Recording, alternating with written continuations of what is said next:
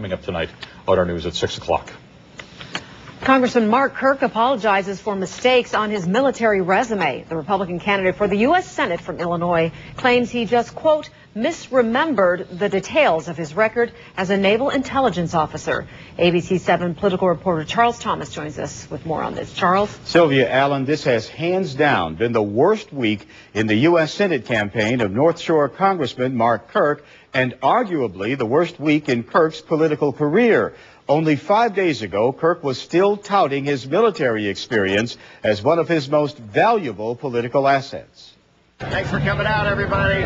Wearing his VFW cap while marching in the Arlington Heights Memorial Day Parade, Republican Senate candidate Kirk did not seem worried that his military record was coming under intense scrutiny by the campaign of his Democratic opponent, Alexei Janulius. He's going to have to answer questions about embellishing his record. When you put several $100,000 to $1 million behind investigating anyone's record, there is going to probably be a discrepancy that you could find. I've been in office just 1 year. Before that, I was the Navy Reserve Intelligence Officer, was the Navy's Intelligence Officer of the Year in 1998.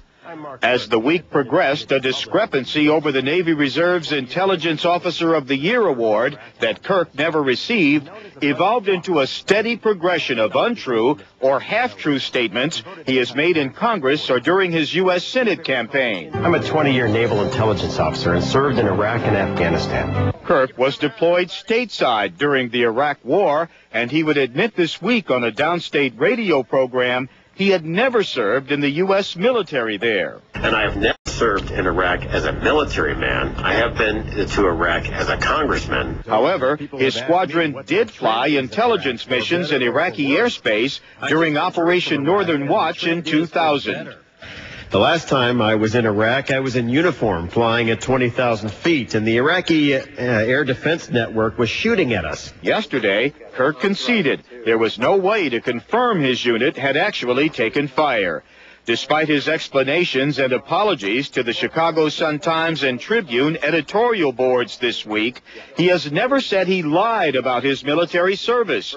He says his problem was his memory. And if it gave the impression that my military record was larger than it was, I apologize. And because I do think my military record stands for itself. Kirk is releasing his official military service records on his campaign website. They are now posted where they can be inspected by the general public. But Sylvia Allen, the Janulius campaign, which took plenty of hits during the Broadway bank failure, is having a field day questioning Mark Kirk's military service. You can bet that will continue through November. Yeah, this is going to be a tough one because when it comes to the military, a lot of people are not forgiving about that. Especially when there are 2 wars underway and a lot of people are sacrificing. Yeah. Okay. Thanks, Charles.